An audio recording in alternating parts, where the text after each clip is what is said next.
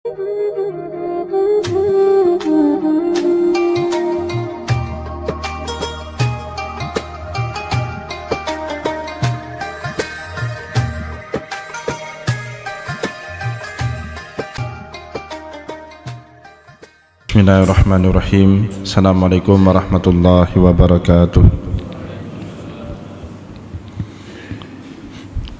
Innal hamdalillah salatan wa salaman ala Rasulillah sallallahu alaihi wasallam wa ala alihi wa ashabihi wa man tabi'ahu bi ihsanin ila yaumiddin summa amma ba'du. Puji dan syukur senantiasa dan tidak pernah bosan-bosannya kita panjatkan kehadiran Sang Maha Pencipta Allah Subhanahu wa taala, yang mana dengan limpahan karunia-Nya, rahmat-Nya, hidayah-Nya serta anugerah-Nya kepada kita semua, kita kembali masih diberikan kesempatan, kesehatan dan usia panjang oleh Allah untuk sama-sama dan senantiasa mengabdikan diri kita di jalan-Nya dengan menjalankan segala perintah-Nya dan menjauhi semua larangan-Nya. Salawat dan salam tidak pernah lupa pula kita hanturkan kepada junjungan alam Nabi besar Muhammad sallallahu alaihi wasallam, di mana dengan perjuangan beliau dan para sahabat beliau kita dapat mengenal betapa rahmatan lil alamin ajaran agama Islam sebagaimana yang menjadi keyakinan dan pengetahuan kita bersama. Bapak Ibu kaum muslimin dan muslimat yang dimuliakan oleh Allah, mari pada kesempatan subuh yang mulia ini kita kembali lanjutkan bacaan kita dengan hadis yang ketujuh di dalam Sahih Bukhari, lanjutan antara percakapan antara Kaisar Heraklius dengan seorang sahabat Rasul yang waktu terjadinya percakapan ini belum jadi sahabat, masih dalam posisinya sebagai musuh dari Nabi Muhammad sallallahu alaihi wasallam. Meskipun di kemudian hari, tepatnya dalam peristiwa Fathul Mekah, sahabat ini atau Abu Sufyan bin Harb baru kemudian menyatakan keislamannya langsung di hadapan Rasulullah sallallahu alaihi wasallam. Namun sebelum saya lanjutkan, ini koreksian ya, dengan pengumuman saya bukan gurunya. Nah, ini kalau disebut guru mau Ustaz Edi ini saya jadi grogi karena beliau guru saya. Ini Bapak Ibu perlu tahu, dulu saya di Mesir tinggal itu di asrama Al-Azhar, yang dulu juga Ustaz Edi itu, Tengku Edi tinggal di situ, tapi beliau setelah S1 nyambung S2 tinggal di satu tempat namanya Matariyah. Kalau dari asrama Al-Azhar itu lebih kurang 40-an menit. Ya, saya masuk ke asrama, beliau sudah keluar, waktu itu tinggal di Matariyah. Saya khusus itu belajar ilmu nahwu dan saraf itu ke beliau. Ya, hampir tiap tidak ada jam kuliah, saya datang ke rumah beliau di Matariyah itu. Ingat betul saya ada satu kitab yang jadi diktat kami waktu itu Ustaz, namanya Al-Fa'iq fin Nahwi was Saraf. Itu saya ngajinya sama beliau. Jadi kalau dibilang guru, aduh enggak enak hati saya hari ini. Aduh. Jadi ini apa bahasa sekarang apa? Disclaimer. Ya, disclaimer sebelum saya enggak beban mental pada subuh ini. Beliau guru saya juga itu ya. Jadi beliau salah satu tempat saya bertanya, terutama dalam bidang kebahasaan, ilmu nahwu dan sharaf itu saya banyak sekali belajar, berhutang budi kepada guru kita Tengku Edi selama 4 tahun ya lebih kurang saya di Mesir. Saya pergi ke Mesir, beliau sudah masuk S2 waktu itu ya, Tengku Edi ya, 2004 itu sudah S2 waktu itu. Jadi Bapak Ibu banyak-banyaklah menimba ilmu dari beliau. Ini dua-dua guru saya. Tengku Khalis ini guru saya itu ya, jadi bukan orang lain, bukan teman itu sebenarnya Pak, itu guru saya itu sama Ustaz Khalis, betul-betul guru, bukan basa-basi. Waktu kecil bacaan Al-Quran saya amburadul, sehingga nenek saya itu inisiatif mengantarkan saya ke TPA, ya TPA Al Irsyad namanya di Lungbata. Ya, beliau pimpinan TPA-nya waktu itu, yang mukul-mukul saya dengan awi itu ya. Ini dua-dua guru saya. Betul, ini bukan retorika, ini memang kenyataannya seperti itu. Ya, saya waktu kecil itu termasuk orang yang suka usil, maka sering kena sabetan rotan. Tapi alhamdulillah saya dekat dengan guru-guru itu. Ya, dari dulu saya dekat dan sangat menghormati guru-guru itu. Setiap kali dipukul saya tidak pernah protes. Itu ya mungkin barokahnya sabar dalam menghadapi jafaful alim. Ya kan ada hadis Nabi itu, isbir ala jafafil alim, ya bersabarlah terhadap kerasnya didikan seorang guru, fa inna fihi barakah, karena dalam kesabaran menghadapi seorang guru yang keras itu banyak keberkahannya. Alhamdulillah Pak, dari dulu entah kenapa saya dekat dengan guru-guru saya. Di Jumal Amal, saya alumni Jumal Amal, itu dulu ada Tengku Hamdani, sekarang beliau direktur Dayah Jumal Amal. Itu kerasnya luar biasa dalam mendidik kita itu. Waktu saya di Jumal Amal, beliau kepala asrama waktu itu. Keras sekali, enggak takut-takut dia mukul kita. Tapi tidak pernah kita bawa stres, bawa nangis. Setelah dipukul ketawa-ketawa. Bukan kayak anak sekarang itu, dipukul lapor Komnas Perlindungan Anak. Wah, itu enggak berkah itu. Berkah itu. Jadi Bapak Ibu kaum muslimin dan muslimat yang dimuliakan oleh Allah, mari kita lanjut kembali pengajian kita pada subuh ini. Lanjutan hadis ya, antara percakapan Kaisar Heraklius dengan sahabat Nabi Abu Sufyan bin Harb. Selanjutnya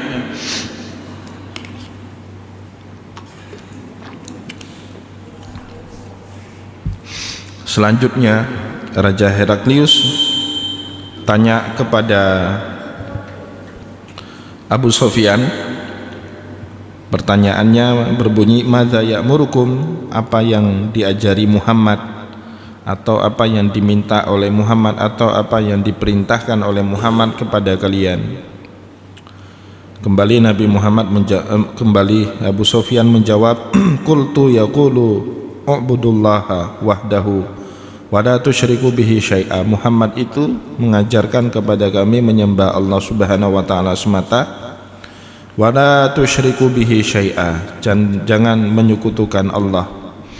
Nah, ini ajaran bukan hanya dari Nabi Muhammad, tapi itu ajaran yang sangat prinsip dari dakwah para nabi. Jadi dakwah para nabi itu menurut ulama kita ketemunya di dalam tauhid, dalam mengajak manusia untuk mentauhidkan Allah dan meninggalkan hal-hal yang lain selain daripada Allah Subhanahu wa taala. Kalau kita lihat dakwah-dakwah para nabi di dalam Al-Qur'an seperti itu semua. Wa ila samuda akhahum salihah qala ya qaumi ibudullaha ma lakum min ilahin ghairuh. Ingatlah kalian kisah Nabi Hud yang diutus kepada kaum Tsamud. Apa ucapannya? Faqala ya qaumi ibudullah, wahai kaumku sembahlah Allah, ma lakum min ilahin ghairuh, kalian tidak punya Tuhan selain daripada Allah. Nabi Nuh contoh lain, faqala ya qaumi ibudullaha ma lakum min ilahin ghairuh wa ila nuhin akhahum huda wa ila faqala nuhun ya rabbi inna qaumi. Ya, banyak ayat-ayat yang model seperti itu. Ma lakum min ilahin ghairuh, kalian tidak punya Tuhan selain daripada Allah. Maka ketemunya dakwah-dakwah para nabi itu pada tauhid ini, meskipun syariat berbeda-beda. Bersyariat itu menyesuaikan diri dengan keadaan dan kondisi setiap nabi. Misalnya Bapak Ibu, di dalam syariatnya Nabiullah Adam alaihissalam, nikah antara sesama saudara seayah dan seibu itu masih dibenarkan. Maka anak-anaknya Nabiullah Adam alaihissalam itu menikah sesama mereka. Tapi ketika masuk di dalam syariat Nabi Muhammad, kita sudah berpuak-puak, sudah bersuku-suku, sudah berbangsa-bangsa. pernikahan seperti itu tidak diizinkan lagi. Allah Subhanahu wa taala menyebut di dalam surat An-Nisa, al-muharrimatu minan nisa. Ada perempuan-perempuan yang menjadi mahramnya kita, dan perempuan-perempuan dalam kategori ini tidak boleh kita nikahi.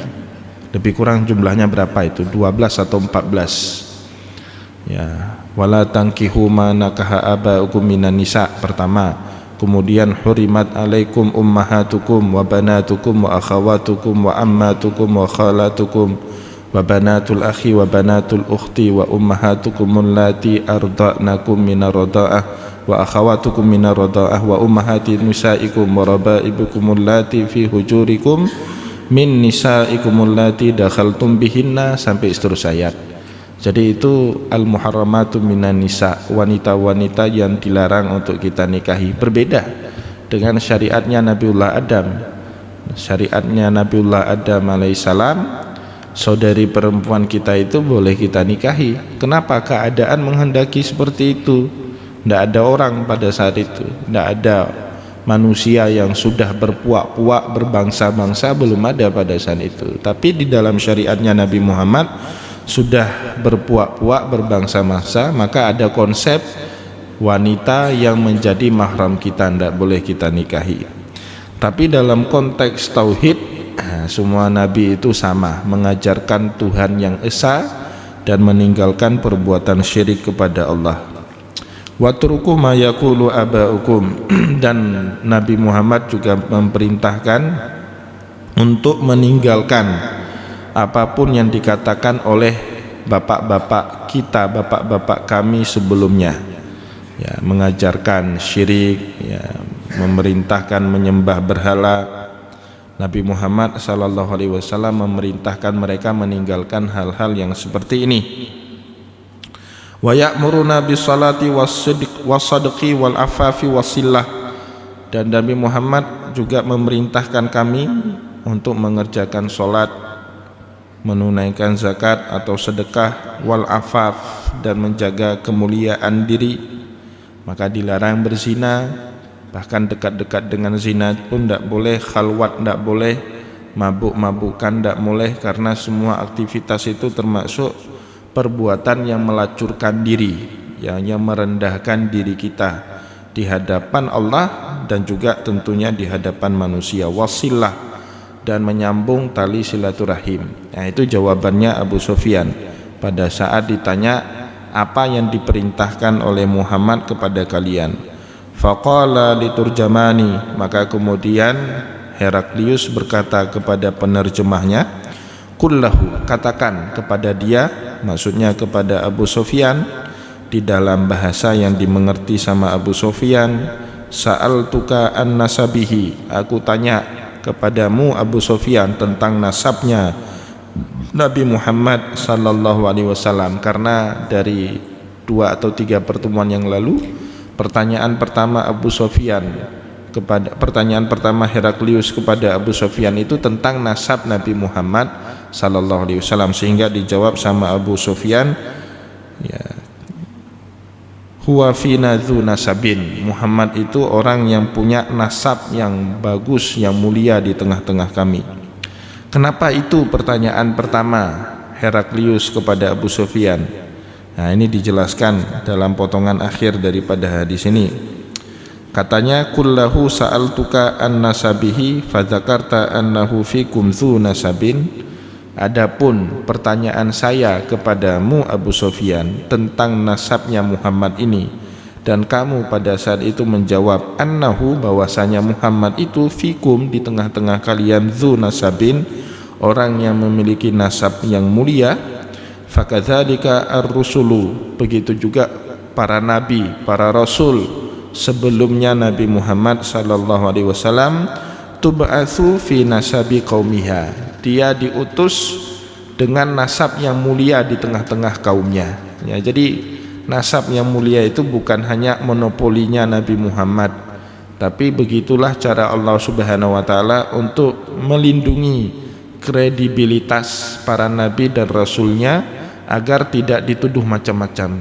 Kita tidak bisa bayangkan Bapak Ibu, seandainya nabi yang membawa ajaran moral, yang sangat menjunjung tinggi etika dan akhlak, kemudian dia punya cacat dari segi nasab, ya pasti ini kan menjadi bahan olok-olokan orang yang menjadi objek dakwahnya Nabi Muhammad.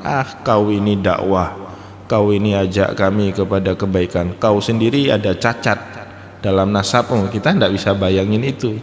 Maka untuk melindungi, untuk memproteksi para nabi itu dari hal-hal yang seperti ini menjadi satu hikmah Allah yang maha tinggi, al-hikmatu al-muta'aliyah, yang Allah Subhanahu wa taala anugerahkan kepada semua nabi itu berasal dari nasab-nasab orang-orang yang mulia.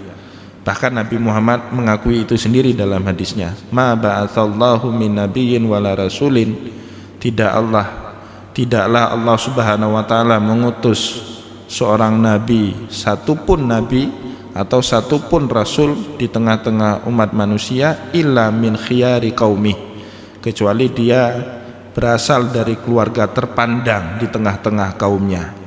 Nah, bukan hanya Nabi Muhammad tentu, karena Nabi Muhammad mengatakan mulai dari dulu sampai sekarang saya ini ya dari kalangan keluarga terpandang di tengah-tengah kaumnya. Nanti Bapak Ibu ketemu keterangan yang sama yang diceritakan oleh Allah tentang nasab-nasab Nabi selain Nabi Muhammad sallallahu alaihi wasallam di dalam Al-Quran. Misalnya tentang Nabi Syuaib. Allah cerita tentang Nabi Syuaib alaihissalam saat kaumnya itu menghujah beliau. Qalu ya Syuaibu ma nafqahu katsiran mimma taqul.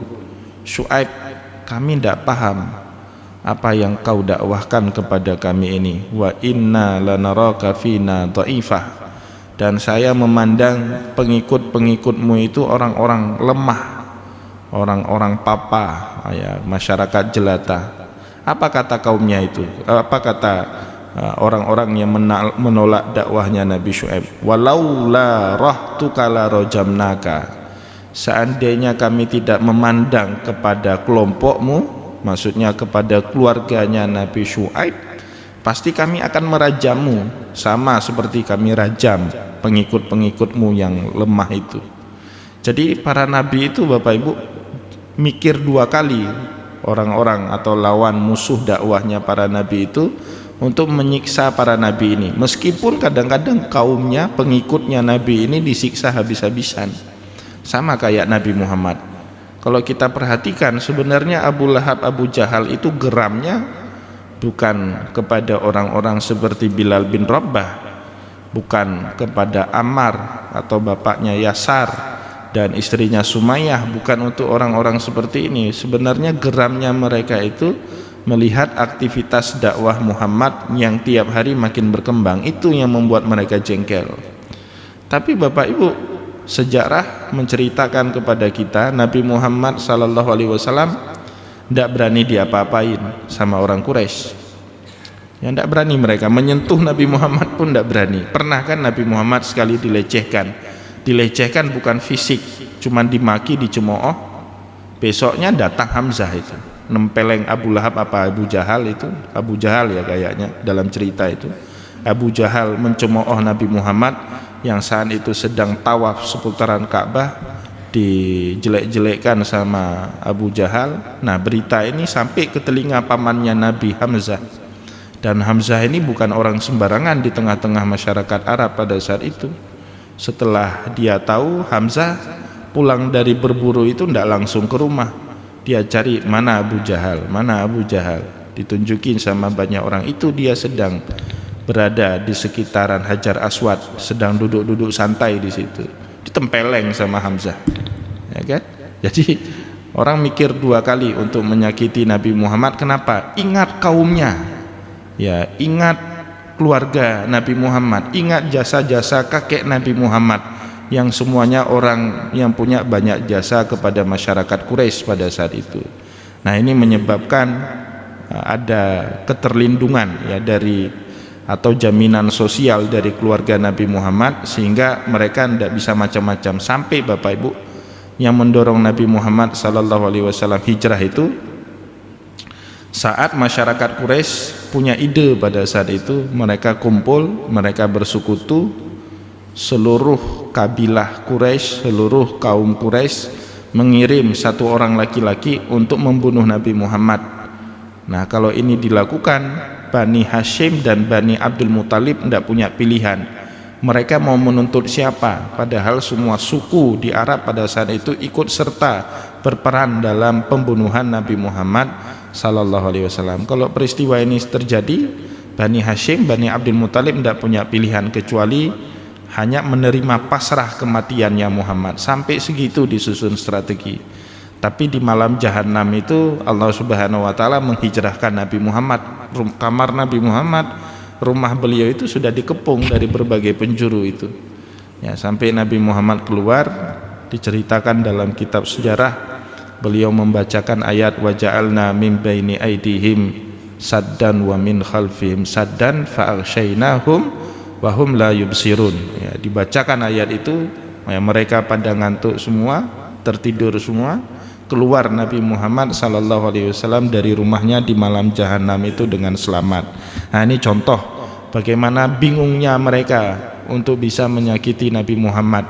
Tapi kalau sahabat-sahabat kecil yang nggak punya kaum, yang nggak punya keluarga, ya mudah sekali mereka aniaya itu. Bilal, ya, Ammar, Sumayyah dan Yasar, itu mudah sekali mereka lecehkan itu. Maka dari dulu nabi-nabi itu diutus dari tengah-tengah orang yang hebat, ya, di tengah-tengah mereka. Ya, qalu ya salihu qad kunta fina marjuwan qabla hadza. Nabi Soleh juga seperti itu. Hei Soleh, dulu itu kamu harapan bagi kami. Qad kunta marjuwan qabla hadza atanhana an na'budu ma ya'budu abauna. Apakah sekarang kamu berani menentang kami ini menyembah apa yang telah disembah oleh Tuhan atau oleh bapak kami terdahulu? Ya, jawab kaumnya, kenapa jadi harapan? Karena Nabiullah Saleh alaihissalam berasal dari keluarga bangsawan di tengah-tengah kaumnya, jadi harapan. Kok sekarang ngomongnya lain? Ya, itu. Nah, ini membuktikan apa yang diucapkan oleh Raja Heraklius, bahwasanya semua nabi itu termasuk juga Nabi Muhammad tentu harus berasal dari keluarga terpandang. Annahu fikum dzu nasabin, dia ini berasal dari keluarga yang punya nasab jelas, bersambung. Bahkan mengenai nasabnya Nabi Muhammad bisa diketahui sampai Nabiullah Adam alaihissalam. Fakadzalika ar-rusulu tub'atsu fi nasabi qaumiha, begitu juga semua rasul itu diutus sama Allah Subhanahu wa taala di tengah-tengah nasab terbaik dari kaumnya. Wasa'altuka, begitu juga kata Heraklius, saya tanya kepadamu, hal qala ahadun minkum hadzal qaula, apakah ada orang yang mengucapkan atau yang mendeklarasikan dirinya sebagai nabi sebelum datangnya Muhammad? Fadzakarta an la, dan kamu menyebut tidak ada. Fakultu, maka aku pun berkata, lau kana ahadun qala hadzal qaula, apa kata Heraklius kemudian, jika ada satu orang yang pernah mengatakan demikian sebelum dikatakan oleh Nabi Muhammad, laqultu rajulun ya'tasi biqauli qila qablahu, ini orang cuman peniru, ya, dia pernah dengar oh ada nabi, ada rasul, maka nampaknya baik juga kalau saya mengklaim diri saya sebagai nabi dan rasul. Orang Arab, Bapak Ibu, tidak punya tradisi nabi, tidak punya tradisi rasul, sehingga pengetahuan tentang kenabian, pengetahuan tentang kerasulan sangat minim di tengah-tengah masyarakat Arab. Berbeda dengan Bani Israel, hampir tidak ada satupun masa yang kosong bagi Bani Israel yang tidak ada rasul atau nabi yang diutus ke tengah-tengah mereka. Maka kalau ada nabi di tengah Bani Israel itu suatu kewajaran, atau ada orang Bani Israel yang mengerti tentang kenabian suatu kewajaran. Mereka punya tradisi itu. Orang Arab tidak ada, buku tidak bisa baca Nabi Muhammad, internet belum ada. Terus dari mana Nabi Muhammad ini mengerti tentang nabi, mengklaim dirinya sebagai nabi, dan apa yang ia dakwahkan itu punya variabel dakwah yang sama dengan ajaran-ajaran nabinya Bani Israel? Ini informasinya dari mana? Oh, kalau ada orang sebelum Nabi Muhammad yang pernah mengaku dirinya sebagai nabi, nah Muhammad ini pasti cuma ciplak saja, ciplak ide orang sebelumnya. Tapi maka ditanya sama Heraklius kepada Abu Sufyan, apakah ada dulu mungkin di tengah-tengah kalian orang yang mengaku dirinya sebagai nabi? Oh, tidak ada.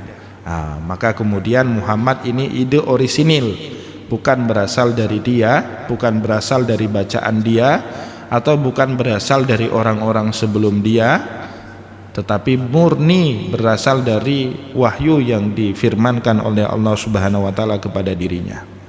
Ya, kayak sekarang Pak, di Indonesia itu termasuk banyak nabi palsu. Ya, itu ada satu profesor di Yogyakarta itu ngarang buku namanya Nabi-Nabi Nusantara, ya, Profesor Al-Makin yang sekarang jadi rektor di UIN Yogyakarta itu, beliau ngarang Nabi-Nabi Nusantara. Jadi di Nusantara ini termasuk di Aceh Pak, dulu ada Habib Kenanga. Kenanga itu satu daerah di Aceh Pidi, ya, dekat-dekat Bernun itu ada Habib Kenanga. Habib Kenanga itu pergi mengembangkan ajaran dakwahnya di pantai barat selatan, daerah Melabuh, Nagan Raya. Nah, inilah kenapa nanti di dalam sejarah Aceh banyak Said, banyak Teku, ya, di daerah pantai barat selatan itu tidak ada wilayah, ya, Raja Hana Wilayah sebutnya. Dalam sebutan orang Aceh, Raja Hana Wilayah. Kenapa? Dulu daerah pantai barat selatan itu tidak ramai orang, tapi perkebunan-perkebunan punya Belanda itu banyaknya di daerah sana. Dulu kan pala, lada itu penghasilnya daerah barat selatan. Maka banyak sekali orang utara timur ini pindah ke barat selatan. Untuk memudahkan urusan mereka ini Pak, biasanya buat kesepakatan orang utara, orang timur ini datang ke barat selatan, buat kesepakatan. Nanti Anda sebut saya Teku, saya sebut Anda Said. Supaya apa? Mudah urusan. Ya, kalau disebut Teku kan dulu sangat dihormati Pak, orang tabik mandum ke Teku.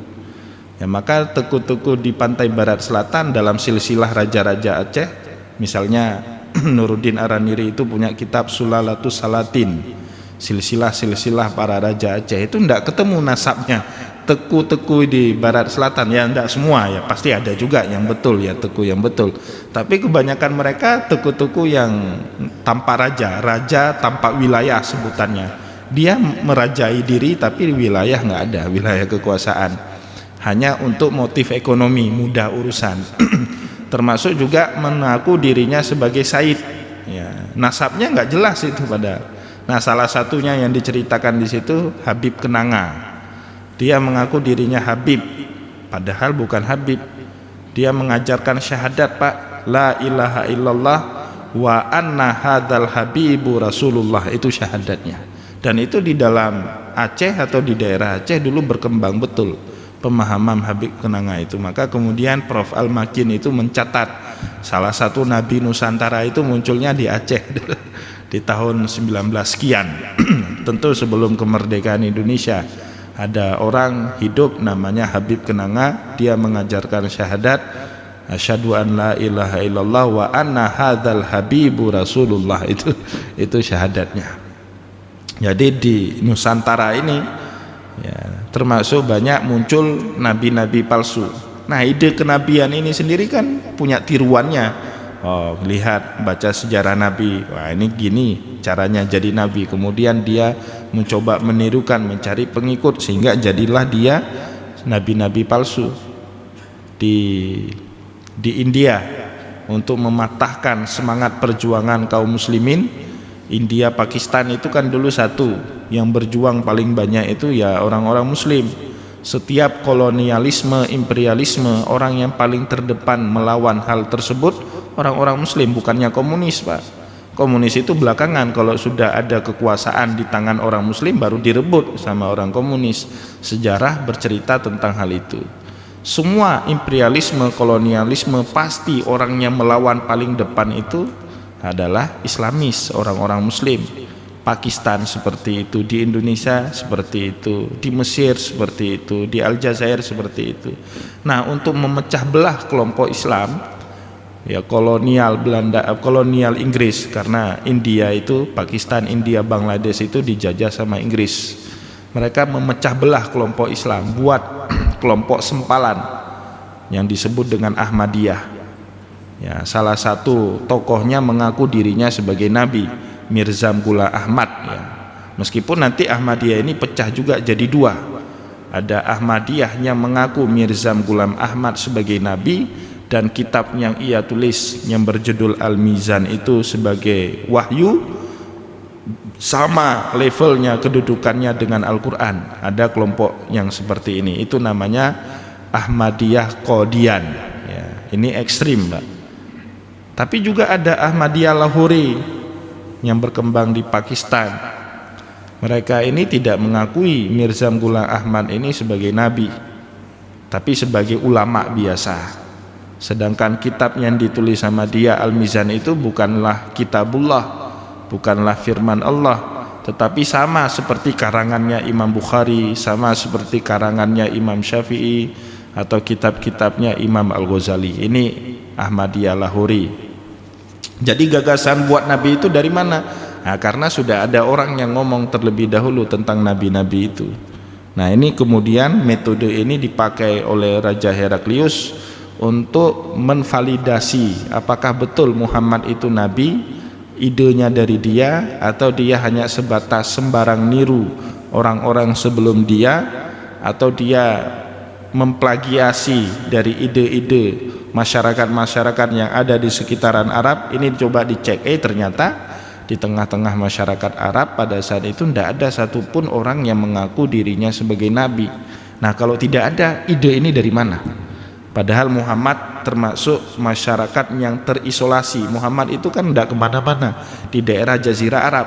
Masyarakat Arab pada saat itu jauh dari daerah yang berperadaban ya, maka disebut Arab dulu itu, Pak, di masa lahirnya Nabi Muhammad itu wilayah the region of border of civilization, daerah di pinggiran peradaban. Yang punya peradaban pada saat itu Persia, yang punya peradaban pada saat itu Romawi.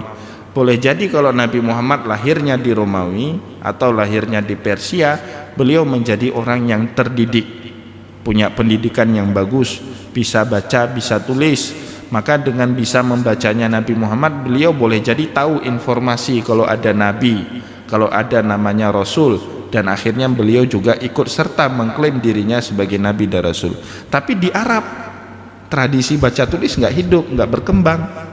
Beliau ini bahkan menyebut dirinya ummi, nggak bisa baca tulis, nggak bisa menghitung. Maka dari mana ini dapat Nabi Muhammad? Nggak bisa dipahami lain kecuali itu adalah wahyu yang Allah Subhanahu wa taala turunkan kepada dia. Wa sa'altuka hal kana min abaihi min malakin, dan saya juga tanya kepadamu Abu Sufyan, apakah ada di antara bapak-bapaknya dulu itu seorang raja, seorang penguasa yang punya otoritas politik? Fadzakarta an la, dan kamu menyebut tidak ada. Qultu falau kana min abaihi min malikin qultu rajulun yatlubu malaku abihi.